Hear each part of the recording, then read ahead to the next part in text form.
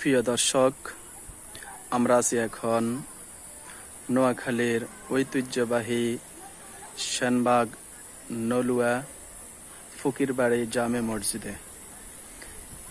মনোরম পরিবেশে সুন্দর একটি মসজিদ নির্মাণ করা হয়েছে। দূর দূরান্ত থেকে অনেক মুসল্লিরা এখানে নামাজ পড়তে আসে। আপনিও আসতে পারেন, এই মসজিদটা এক নজরে দেখে যেতে পারেন। এটা হচ্ছে মসজিদের বাহিরের অংশ।